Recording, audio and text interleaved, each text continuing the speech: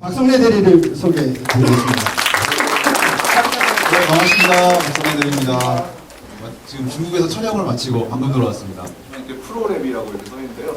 제가 원래는 저기 그 프로 사진가들에게 어떤 뭐 컨설팅을 하거나 어떤 정보를 주는 그런 일을 하고 있습니다. 그래서 오늘은 사실 그 제가 여기 쓴 거는 어떤 뭐 캐논 직원으로서 여러분께 어떤 천체 사진에 관한 노하우를 알려드린다 이거보다는 그 천체 사진 동호회의 한 사람으로서 여러분께 그 좀 약간의 그 간을 조금 이렇게 맛보이게 해드린다라고 이해해 주시면 고맙겠습니다. 제가 이제 그 진행을 하면서 여러 가지 사진들이 보여지는데요. 요 밑에 있는 요 천체 사진 동호회 여기 제가 운영하고 있습니다. 여기 들어오시면 되는데 여기 보시면 아주 그 우리나라에서 천체 사진 찍는 분들 여기 다 모여 계세요. 그러면 나중에 보시면은 많이 도움이 되실 거고요. 여기서 찍은 사진들을 제가 이 슬라이드에 많이 넣어놨습니다. 자, 오늘 진행할 목차를 한번 볼게요. 일단 천체 사진은 무엇을 천체 사진으로 얘기하느냐 그 영역에 대해서 한번 얘기를 해보고요. 그 다음에 일반 사진과 비교해서 천체 사진은 어떤 특징이 있고 또 그런 특징들을 어떻게 해결해 나갈 것이냐 여기에 대해서 잠깐 말씀드리고요. 그리고 촬영하기 위한 환경, 고려, 환경에 대해서 뭘 생각해야 되느냐 그리고 오늘의 과제 이렇게 네 가지로 구성했습니다. 일단 천체 사진의 영역에 대해서 좀 보도록 할게요. 일단 뭐 여러 가지가 있겠지만 풍경 사진 이제 가장 쉬운 예가 될 수 있습니다. 이런 거 되게 멋있죠? 예, 이게 그 울산바위에서 찍은 그런 풍경인데 이런 것들은 여러분께서 뭐 아 이게 뭐냐 천체 사진이냐라고 하시겠지만 천체 사진 맞습니다. 별이 있고 그 풍경이랑 잘 어울려진 그런 천체 사진인데 이런 거는 이제 풍경 영역에 들어가면서도 이제 천체 사진이기도 하고 굉장히 이제 예쁘죠. 여기 보면 전갈자리를 아마 별자리를 아시는 분들은 좀 아실 텐데 여기가 전갈의 머리가 이렇게 세 개가 있죠. 전갈 심장이 이렇게 있고 꼬리가 이렇게 있죠. 전갈자리 사진. 이런 거는 여러분께서 매우 간단하게 찍으실 수가 있습니다. 어떻게 찍느냐는 뒤에 계속 나와요.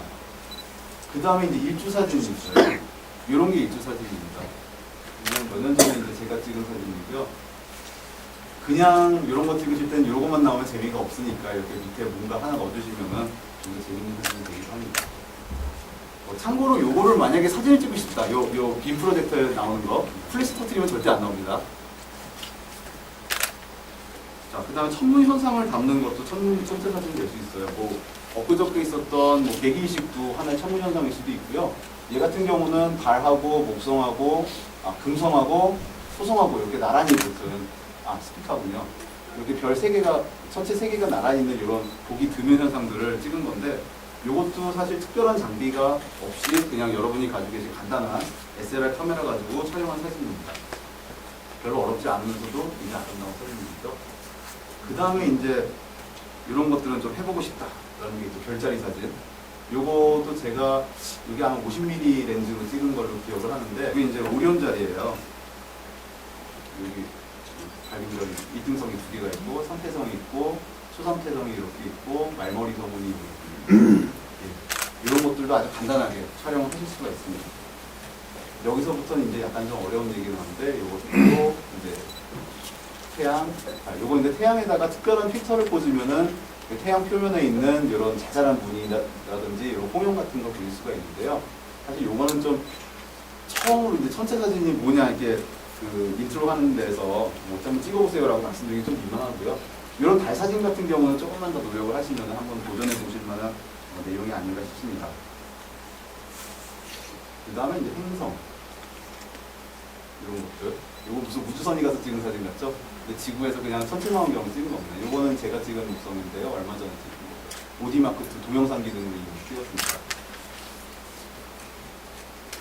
그 다음에 해성이나 소행성 이런 게 있는데요. 이게 2005년도에 맥콜츠라는 해성이 M45라는 이런 그 산계성단 옆을 지나가는 장면을 찍은 사진이에요. 이런 거는 조금 촬영하기가 어렵습니다. 그렇지만은 조금만 노력하시면은 가능한. 그 다음에 이제 좀 더 멀리 있는 거, 딥스카이 오브젝트죠. 딥스카이 오브젝트라는 건 뭐냐면은 그 우리 태양계에 밖에 있는 걸 말하는 거예요. 그러니까 성운, 성단, 은하 같이 뭐 거리가 몇 광년 단위, 몇 백만 광년 단위로 되는 건데 이런 은하들이라든지 뭐 이런 성운이라든지 성단 같은 것들을 의미합니다. 이런 것들은 좀 고가의 장비가 필요하게 돼요. 그 남자들이 하면 안 되는 3가지 취미가 있다고 합니다. 뭐가 있냐면 자동차가 있고요, 오디오가 있고 사진이 있어요. 근데 저는 여기다 하나 더 넣고 싶어요. 천체 사진이거든요. 천체 사진을 하게 되면 처음에는 작은 망원경을 사요. 나 모르게 이제 싼 걸 한번 삽니다. 싼 거 뭐 30만 원짜리 사가지고 동호회에다 물어보죠. 나 이거 샀는데 사진 못 찍습니까? 그럼 답변은 뻔해요. 사진 못 찍습니다. 라는 답변이 나와요. 그러면 그걸 이제 중고로 이렇게 팔고 좀 더 비싼 걸 사게 돼요. 근데 비싼 걸 사도 옆에 있는 아저씨가 나보다 잘 찍게 됩니다. 그럼 그걸 보면은 아, 난 좀 더 큰 걸 사야 돼 라고 하면서 점점 이렇게 장비가 늘어나요, 보따리가. 그러다가 차에 더 이상 들어가지 않는 순간이 오면은 나중에 땅을 삽니다. 땅을 사가지고 거기다 천문대를 자기가 짓고 자기 장비를 다 몰아넣고 그렇게 촬영을 하게 되기 때문에 훌륭한 재테크 수단이 아닌가라고 생각하실 수도 있고요. 어떻게 생각하면은 그 가산탕진하기 딱 좋은 그런 취미입니다. 그래서 그냥 처음에 좀 맛만 보시고요. 깊이 들어가는 거는 다시 한번 이렇게 생각해보시면 좋지 않을까 싶습니다. 자, 이런 것들 앞서 사진들을 좀 보여드렸는데요. 뭐 특징이 있겠죠. 일반 사진이랑 틀려가지고 뭐 특징이 있으니까 돈을 들여서 뭔가 해야 되고 뭐 공부를 좀 해야 된다 이런 게 있겠는데요. 자, 일단 특징을 보면은 피사체가 움직여요. 자, 해가 어디서 뜨나요? 동쪽에서 뜨죠. 그래서 남쪽을 지나가지고 서쪽을 갑니다. 해가 가만히 있는 게 아니라 쭉 움직여요.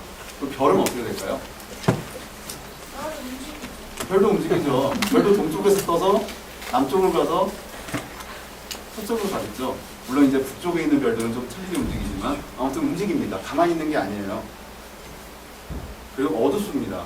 물론 이제 태양이라든지 달 같은 거는 밝은 편에 속하지만은 대체로 피사체가 매우 어두워요. 우리가 지상에서 그냥 착각하고 찍는 걸로는 절대로 찍을 수가 없는 내용들입니다. 피사체 작습니다.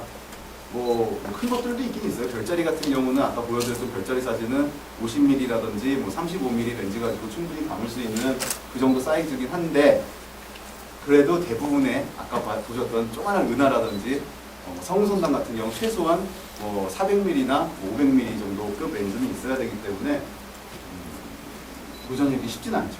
그래서 천체사진은 이 세 가지 문제를 극복을 해야만 되는 그런 문제점이 있습니다. 그럼 어떤 식으로 극복을 하는지 한번 볼게요. 제가 지금 진행이 너무 빠른가요? 예. 피사체가 움직여요. 피사체가 흐르는 거는 움직이는 건 찍기 싫은 분들이 계실 거예요. 그냥 아까 보여드렸던 그 울산 바위에 있는 것 같이 별이 이렇게 가만히 있는 거 이런 걸 찍고 싶어 하시는 분들이 계실 텐데 이런 거를 찍기 위해서 노출 시간을 짧게 해야 됩니다. 노출 시간이 여기서 짧다는 거는 우리가 일상적으로 쓰는 60분의 1초나 125분의 1초나 500분의 1초를 의미하는 게 아니라 한 30분의 1초, 아니 30초 혹은 뭐 20초 이런 거를 의미합니다. 근데 노출 시간이 보통은 뭐 천체사진 조금이라도 해보신 분들은 뭐 노출을 1시간 준다, 2시간 준다 이렇게 들으셨는데 아까 같은 아무런 장비가 없이 여러분이 가지고 있는 삼각대와 그냥 카메라 가지고 찍으려면은 노출 시간을 30초, 20초 이런 이내로 통제할 필요가 있다는 거죠. 그리고 피사체 움직임에 따라 카메라를 움직여주는 방법도 있습니다. 삼각대만 있으면 카메라가 당연히 가만히 있겠지만은 특수한 장치를 쓰면은 아까 말씀드렸듯이 별이 동쪽에서 떠서 서쪽으로 가는 거를 쭉 따라갈 수가 있어요. 그런 걸로 해가지고 별을 따라가게 되면은 당연히 노출 시간이 늘어나더라도 1시간이 되든 2시간이 되든 별은 가만히 점으로 찍히게 될 거예요. 이런 방법이 있고요. 자, 노출 시간을 짧게 하려면 어떻게 해야 되죠? 어떻게 해야 되죠? 네, 크게. 노출 시간 짧게 하려면 감도를 올려주면 되겠죠? 네, 조리개를 조이는 방법도 있겠죠. 근데 조리개를요, 뒤에서 설명을 해드리겠지만 너무 많이 조이시면 안 돼요. 너무 많이 조이면 아무것도 안 지키겠죠? 노출 시간을, 죄송합니다. 조리개 열어야 됩니다. 감도를 여러분 가지고 계신 카메라 중에서 감도가 보통 한 800 정도, 1900 정도 보시면 괜찮을 거예요. 자, 그런데 어떻게 해도 나는 뭐 흐르는 수밖에 없는 것 같아요. 예를 들어서 내가 광각렌즈를 가지고 있는 것도 아니고 적도기를 가지고 있지도 않고 내 카메라는 고감도를 올리면은 노이즈가 너무너무 많아가지고 보기 흉하게 돼버리고 그럴 경우에는요 그냥 이렇게 흐르는 거를 그냥 즐기시면 되겠습니다. 그냥 흐르는 사진을 찍으시면 돼요. 제가 아까 대적 사진 하나 보여드렸죠. 이렇게 막 이렇게 쭉 지나가는 거. 그런 거를 처음에 시도를 하시면은 되지 않을까 싶습니다. 아까 별이 막 움직인다고 그랬는데요. 우리 고등학교 때 이런 거 많이 보였어요? 기억나세요? 내가 천구의 운동 해가지고 지구과학 책에 보면 나옵니다. 뭐 천구에 북극이 있고 남극이 있고 이렇게 뭐 있는데 이거 뭐 어렵죠. 어렵습니다. 네. 고민 안 하셔도 되고요. 이 다음에 나오시는 건 보시면 돼요. 그 태양이 떠서 지구, 별이 떠서 지구, 떠서 지구 하는데 그게 북쪽 하늘을 봤을 때, 동서를 봤을 때, 남쪽을 봤을 때 모양이 조금씩 틀려요.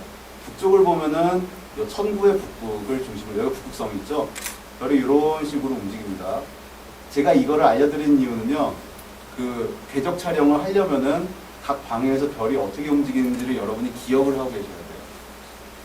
그래야지 자기가 원하는 대로 볼 수가 있습니다. 제가 나중에 드릴 과제가 뭐냐면은 이 북극성을 중심으로 회전하는 사진을 찍어주세요 라는 과제를 드릴 거예요. 근데 요거를 기억을 못하고 계시다가 괜히 아무 방향만 이렇게 했다가 촬영하면 절대로 요 모양으로 안 나오겠죠? 그렇죠? 그러면 네. 북극성은 안 움직여요? 북극성도 약간은 움직이는데 거의 안 움직여요. 북극성 찾는 방법은 요 북두칠성의 국자의 요 앞에 두 개의 별에서 하나, 둘, 셋, 넷, 다섯 개 이렇게 가시면은 바로 북극성이랑 만날 수 있습니다. 어떤 분들은 북극성이 하늘에서 제일 밝은 별이 아니냐라고 하시는데요. 북극성은 2등성이에요. 그렇게 밝진 않습니다. 어두운 별은 아닌데 아주 밝진 않습니다. 자, 동쪽과 남쪽에서는 어떻게 움직이냐면은 동쪽에서는 이렇게 평행하게 떠요. 별이 이렇게 평행하게 뜨고요. 남쪽에서는 이런 식으로 움직이게 됩니다. 그래서 아까 북쪽은 동글동글 움직이고 얘네들은 평행하게 움직이고 남쪽 하늘은 이렇게 움직인다라는 사실만 여러분이 기억을 하신다면은 원하는 구도대로 별이 움직이는 것을 찍으실 수가 있을 거예요. 자, 제가 일부러 뒤집어 놓은 거예요. 제가 아까 별이 움직이는 거를 내 카메라에 담기 싫다, 별을 점으로 찍고 싶다라고 한다면은 두 가지 방법이 있다고 말씀드린 거 기억나세요? 예, 한 가지는 뭐였죠? 노출 시간을 짧게 한다는 거였죠.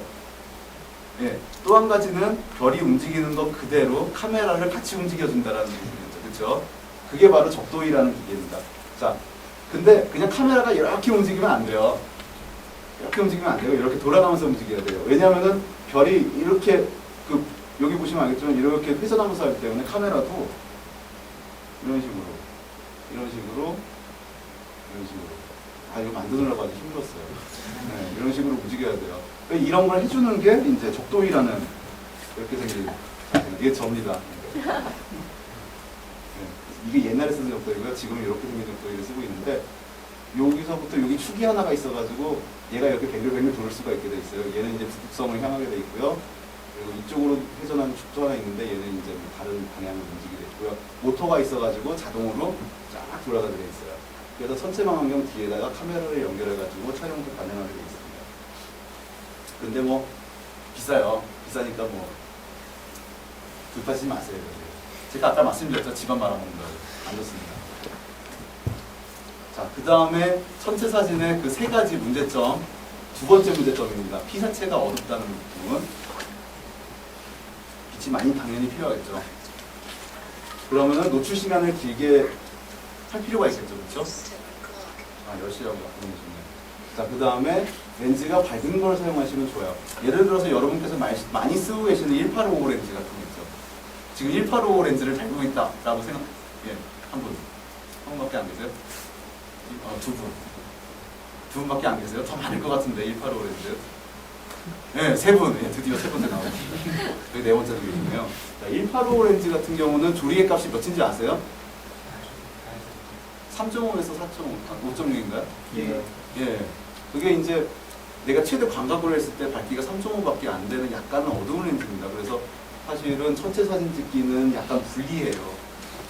그래서 그런 렌즈보다는 뭐 35mm, 2.0이라든지 50mm, 1.8 같이 좀 가급적인 밝은 렌즈를 쓰시면 좋긴 한데 그렇다고 해서 뭐 광각 그 어두운 번들이라고 해서 못 찍느냐 그렇진 않습니다. 여러분께서 감도를 뭐 800으로 찍을 거 1600으로 높여주시면은 충분히 촬영이 가능합니다. 근데 이게 유리하다는 거죠, 아무래도. 그 다음에 고감도에서 저노이즈인 카메라를 쓰시는 게 좋습니다. 저희가 그 천체 사진을 찍는 카메라가요, 크게 두 가지가 있어요. 하나 SLR이 있고, 하나는 냉각 CCD 카메라라는 게 있습니다. 그 SLR은 여러분이 쓰는 거, 뭐, 그거는 다 아실 테고. 냉각 CCD 카메라는 천체 사진 전용으로 개발된 카메라가 있어요. 그래서, 노출을 아주 오랜 시간 줘도 노이즈가 거의 생기질 않아요. 왜냐하면 얘는 이 이미지 센서 뒷면에 냉각시켜주는 장치가 있어가지고 온도를 한 영하 20도에서 30도 정도로 떨어뜨려줍니다. 그래서 여름이나 이렇게 찍어도 노이즈가 별로 안 생기는데 그건 굉장히 비싸기 때문에 저 같은 사람들은 SLR을 많이 사용을 하죠. 근데 SLR 중에서 그 여러 가지 회사에서 나오는데 천체사진 찍는 분들은 반드시 캐논을 쓰세요. 요새는 뭐 타사 제품도 노이즈 특성이 많이 좋아졌다고 하지만은 그 노이즈 리덕션을 한번 거치게 되면은 별이 없어져 버려요. 이미지에서 별이 쫙 없어져 버려요. 근데 이제 저희 제품 광고를 좀 하자면은 노이즈 리덕션을 해도 별이 없어지지 않습니다. 그래서 천체 사진을 실제로 캐논을 가장 많이 쓰고 있습니다. 이제 노출 값을 어떻게 결정하느냐 이렇게 있는데요. 여러분이 뭐 앞으로 뭐 어떤 식으로 촬영을 하시던 간에 조리개는 최대 개방에서 한 2스탑 정도는 좀 줄여주시는 게 좋습니다. 밝은 렌즈를 쓰실 경우에는요. 근데 번들 렌즈 같은 경우는 그냥 최대 개방으로 하시는 게 좋아요. 이거는 왜 줄이냐면은 그 렌즈라는 게 최대 개방일 때는 화질이 그렇게 좋지 않아요, 사실. 아무리 비싼 렌즈를 쓰시더라도. 그래서 이 렌즈의 밝기를 어느 정도 유지하면서 가장 최적의 화질을 낼 수 있는 구간은 한 2스탑 정도, 혹은 3스탑 정도 줄인 상태가 됩니다. 그래서 그 만약에 최대 개방에서 찍었을 때는 별이 어떻게 나오냐면은 중간은 잘 나와요. 근데 화면 가장자리는 이렇게 푹 번져요. 근데 조금 줄여주면 가장자리까지 깨끗하게 나오는 경우가 있으니까 줄이는 게 좋고요. 그 다음에 감도는 뭐 아까 말씀드린 딥스카이, 은하 같은 거 찍을 때는 보통 한 800 정도, 풍경이나 일주 같은 거 찍을 때는 100에서 400 정도. 제가 이렇게 좀 범위를 넓게 잡아 놓은 데는 좀 이유가 있고요. 태양이나 달은 뭐 이 정도 이렇게 있어요. 풍경이나 일주를 이렇게 좀 범위를 밝게 잡아 놓은 이유는 그 환경에 따라 가지고 이 감도가 너무나 많은 차이가 있기 때문입니다. 예를 들어서 여러분께서 도시 주변에서 촬영할 경우에 감도를 높인 상태에서 촬영하게 되면은 도시 불빛, 하늘에 반사된 도시 불빛이 별빛을 삼켜버립니다. 그러니까 딱 찍어놓으면 하늘이 그냥 밝게 나와버려요. 그렇기 때문에 감도를 그런 경우에는 높여버리면 안 되고 오히려 감도를 줄여주는 게 좋습니다.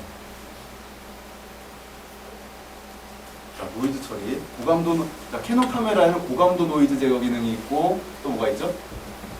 장기 노출 시 노이즈 제거 기능이 두 가지가 있죠. 메뉴 보셨어요? 안 보셨죠? 네, 설명서 좀 읽어보십시오. 나옵니다. 설명서 3회 정도는 뜻입니다. 자, 고감도 노이즈 제거 기능인데요. 고감도 노이즈 제거 기능이 옛날에 나온 카메라는 그냥 온, 오프 이렇게 되어 있는데 요새 나오는 카메라는 뭐 보통, 강, 약 이렇게 되어 있어요. 근데 너무 강하게 할 경우는 디테일이 떨어지기 때문에 중간, 그러니까 표준값이라든지 좀 약하게 해놓으시는 게 좋고요. 그 다음에 장기 노출 시 노이즈 제거 기능이라는 게 있습니다. 얘는 어떤 거냐면은 노출을 예를 들어 10초를 줬어요. 10초짜리 한 장 찍고 셔터를 딱 끊으면은 얘가 10초 동안 카메라가 작동을 안 해요. 근데 얘는 내부적으로 10초 동안 그냥 깜깜한 사진을 찍고 있습니다.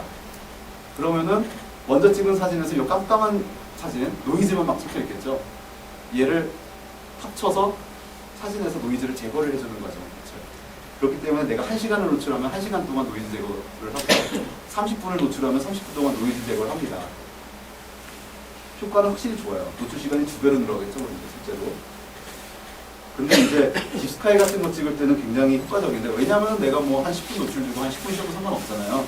근데 이제 궤적 촬영할 때는 문제가 되죠.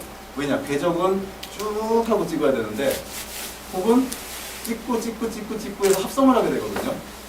그러나 만약에 궤적 촬영에서 요걸 하게 되면은 10분 노출 주고 10분이 없어지게 돼요. 그러니까 듬성한 사진이 되어버리겠죠. 그래서 궤적 촬영 시에는 반드시 오프를 해주셔야 됩니다. 자, 마지막으로 이제 피사체가 작다는 부분인데요.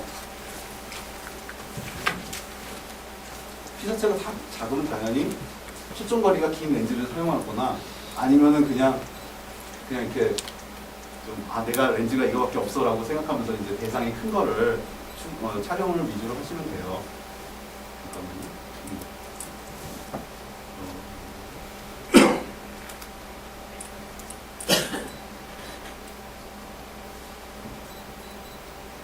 초점거리가 긴 렌즈를 사용한다는 부분이 자꾸 넘어가는 거죠.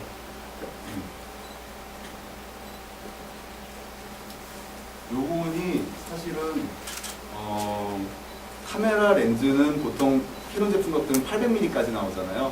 천체 망원경은 뭐 1000mm, 1200mm 이런 것들이 나옵니다. 1800mm도 나오는 그런 게 있는데 그렇기 때문에 이제 내가 어느 정도 별자리를 찍다가 그 다음에 좀 큰 성운을 찍다가 그 다음에 좀 큰 은하를 찍다가 아주 작은 것들을 찍게 되는 순서로 천체 사진이 이제 발전을 하게 돼요. 그래서 나중에 언젠가는 천체 망원경에다가 카메라를 물려서 촬영을 하게 되는 경우가 생기죠. 근데 사실 천체 망원경하고 일반 우리 망원 렌즈하고는 기본 원리가 동일합니다. 그냥 동일한 거예요. 같은 거라고 생각하시면 돼요. 단지 빨간대가 둘러져 있고 안 둘러져 있고 이런 차이라고 생각하시면 되는 문제고요. 그리고 큰 천체를 찍어라라는 거는 별자리 같은 건 굉장히 큽니다.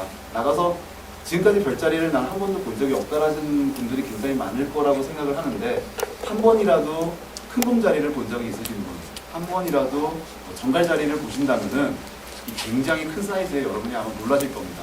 50mm로 들어올 수 있는 별자리는 그렇게 많지는 않아요. 나중에 한번 나가서 맑은 날 한번 나가서 보시면은 깜짝 놀라실 거예요. 이꼴 이제 환경 얘기가 조금 나왔는데 아까 저기 그 꼬마 소녀분이 질문을 하나 했어요. 왜 천문대는 높은 데 있나요? 뭐 이런 질문을 하는데 아주 좋은 거. 천체 사진은 찍을 때 장소가 중요해요. 그냥 아무 데서나 집 앞마당에 나가서 찍을 수 있는 게 아니고요. 일단 대도시는 좀 피해야 될 필요가 있습니다. 이 사진이 뭐냐면은 야경을 인공위성에서 찍은 거예요. 보면은 북한은 불빛이 거의 없죠. 우리나라 서울에 수도권에 집중이 돼 있고 부산 쪽에만 불빛이 많아요. 일본 쪽에는 이렇게 불빛이 굉장히 많고요. 중국도 뭐 상하이, 북경 쪽에 불빛이 많습니다. 이런 불빛이 있는 데서 찍으면은 별이 몇 개 안 보여요. 별이 몇 개 안 보이기 때문에 우리나라 사람들은 여기 강원도로 가는 거예요. 일본 사람들은 이쪽에 가서 찍으려고 그러고 북한 사람들은 그냥 아무 데나 찍어서 잘하고 그러죠. 네. 대도시는 피해야 됩니다. 가급적 높은 곳으로 가야 돼요. 여기가 어디냐면 하와이입니다. 해발이 한 하와이 메인 섬, 그 빅아일랜드에 한 해발이 한 5,000m 급 되는 꼭대기에 아마 이렇게 국제 천문대들이 여러 개가 있어요. 이 옆으로도 몇 개가 있고요. 이건 뭐 세계에서 제일 큰 그 망원경이 있죠. 왜 높은 데 있냐면은 이유가 있습니다. 여기 보시면 구름이 산 밑에 있죠. 여기는 요 동네는 요 높이 정도 올라오면은 구름이 항상 산 위에 있습니다. 그러니까 항상 맑은 날이라는 얘기예요. 한마디로. 우리나라 같은 건 지금 계속 비 오고 좀 맑다가 계속 비 오고 그러는데 높은 데 있으면은 청정일수가 급격하게 늘어나요. 그리고 두 번째 이유는 이제 그 대기 중에 있는 먼지라든지 이런 것들이 있는데 여기 지면이 있고 산이 하나 볼록 있고요. 그 높은 데 등산해 보시면은 저기 저 멀리 보면 이게 누렇게 이렇게 먼지들이 둥둥둥 떠 있는 게 보이실 거예요. 요것들이 굉장히 악영향을 미칩니다. 그래서 별이 있으면은 별빛이 이렇게 산꼭대기까지는 잘 가는데 지면에서 내가 얘를 보려고 그러면은 이 먼지층에 의해서 차단이 되기 때문에 별빛이 많이 약해져요. 그리고 이 지면에 있는 가로등 같은 데서 네온사인 같은 데서 올라가는 불빛이 이 먼지층에 반사가 돼가지고 다시 내려오게 됩니다. 그래서 별빛이 묻혀버리기 때문에 낮은 곳에서는 별 관측 혹은 천체 사진 촬영에 용이하지는 않습니다. 그래서 우리나라 아마추어 사진가들 같은 경우는 천체 사진가들 같은 경우 보통 한 800m에서 1000m 이 정도 해발에 가서 촬영을 많이 합니다. 그 물가도 피해줘야 돼요. 물가에서 뭐가 생기죠? 안개가 생기죠. 새벽에 안개가 올라오기 때문에 굉장히 촬영에 방해가 돼요. 그 렌즈에 이슬이 막 맺혀버리기 때문에 아마 그 장비를 이렇게 보시면 눈물이 막 같이 나실 겁니다. 그 다음에 시간이 중요합니다. 여기서 시간이라는 거는 이제 여러 가지 요인이 있는 날짜도 되고 그렇죠. 자, 아까 이 천문을 하게 되면은 망원경을 산 다음에 천문대를 짓고 땅을 사고 천문대를 짓고 막 이런 데 말씀드렸죠. 자, 그렇다면은 직장인이 거기에 투자해가지고 1년에 갈 수 있는 날이 며칠이나 될까요? 내 개인 천문대. 주말에 간다 칠게요. 주말에 간다 치면은 한 달에 한 4-5번 정도 갈 수 있겠어. 그런데 달이 밝으면은 보이지가 않아요. 가로등이랑 똑같아요, 얘는. 얘는 이렇게 반달 정도만 내도 주변에 별이 하나도 보이지 않습니다.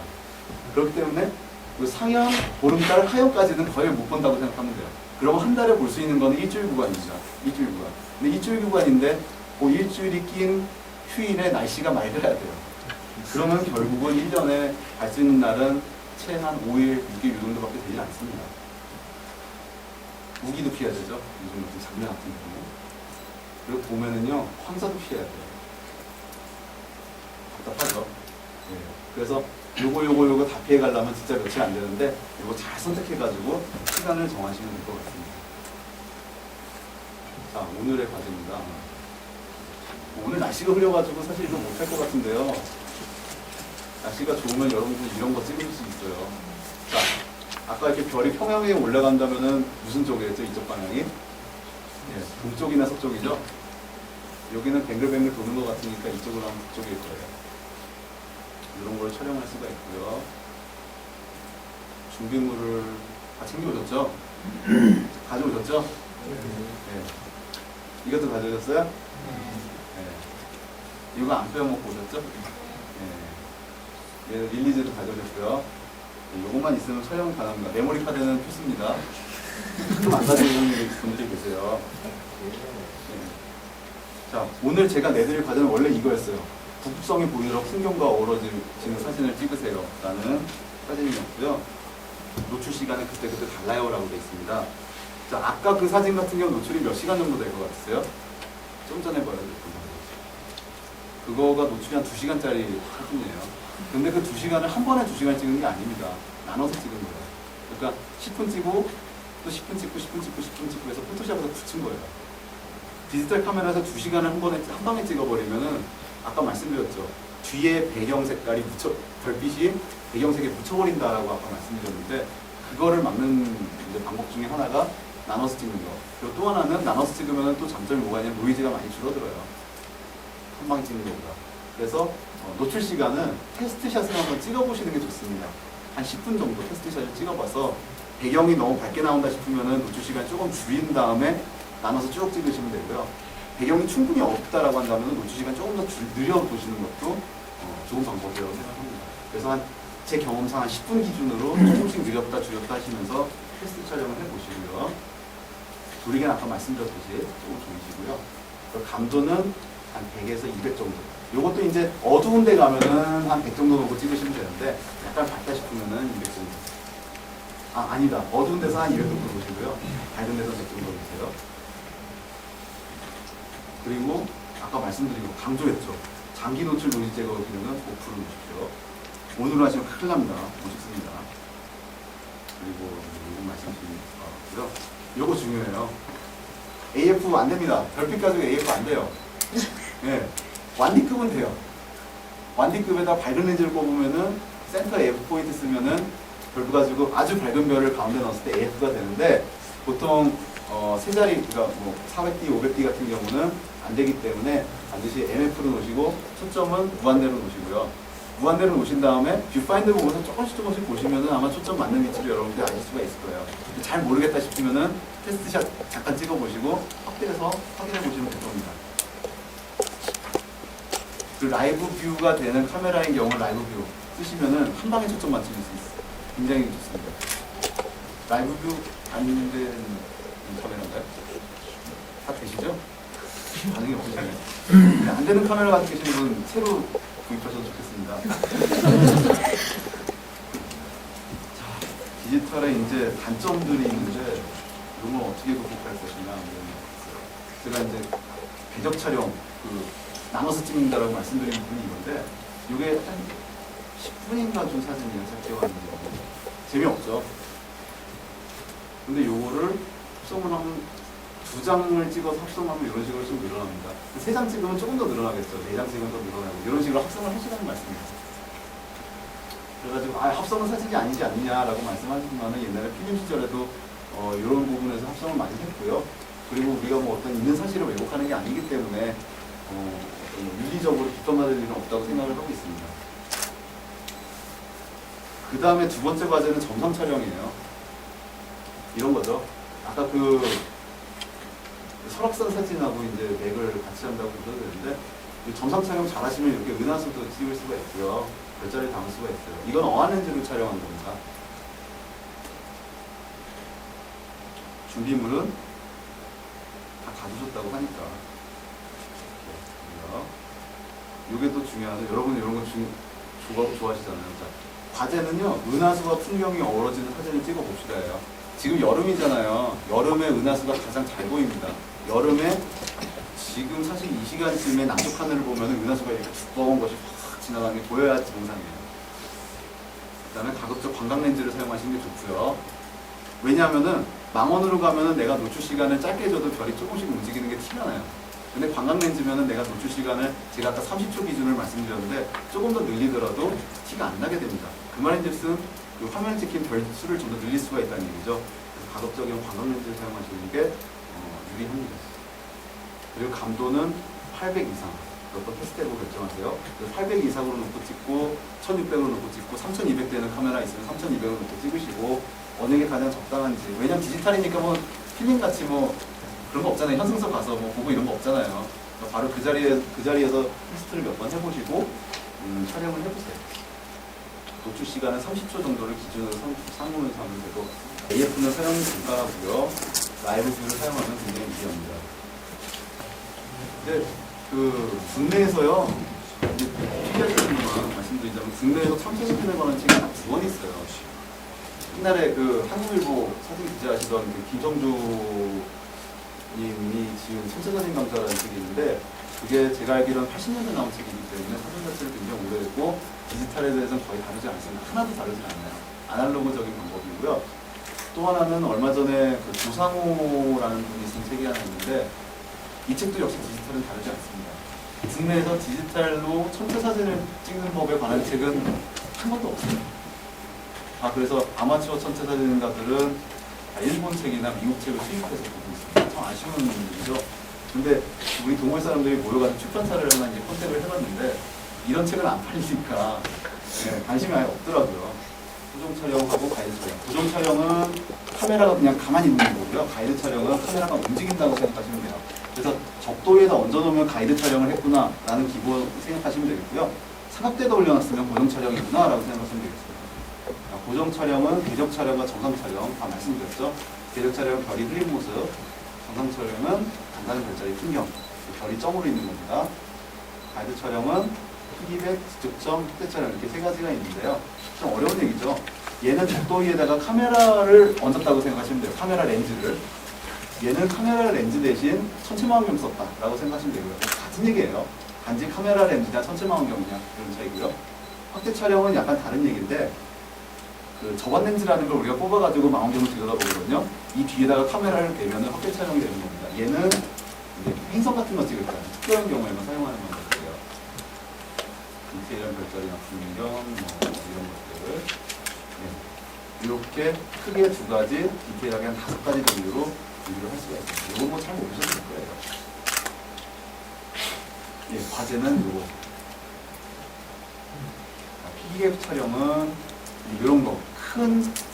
요게 이제 페르세우스 자리에 있는 이중성단이라는 애들인데, 이런 큰 대상이나 M45 같이 큰 대상. 요것도 이제 프레아데스 성단이라 굉장히 유명해요. 겨울에 잘 보이는데, 얘네들 같은 경우는 135mm 렌즈만 있어도 충분히 잘 찍을 수가 있습니다. 그래서 아까 제가 그 망원경 위에 얹는다라고 하셨는데, 말씀드렸는데, 여기 지금 카메라 얹혀 있는 거 보이세요? 네, 카메라 렌즈를 이렇게 붙여가지고 촬영을 하는 방법입니다. 그러니까 카메라를 이런 천체망원경 뒤에 붙이는 게 아니라 그냥 적도에 바로 얹어버렸죠. 그 다음에 직접적 촬영으로는 이런 거 찍으실 수가 있어요. 요거는 이제 이거 천체망원경인데 천체망원경에 바로 카메라를 연결했죠. 이게 이제 직접적 촬영입니다. 그 다음에 이제 그때 촬영은 이런 거. 요거 촬영하신 분이 이제 그 황인준 씨라고 국내에서 요 토성이나 목성을 좀 잘 찍으시는 분이에요. 이상으로 마치겠습니다.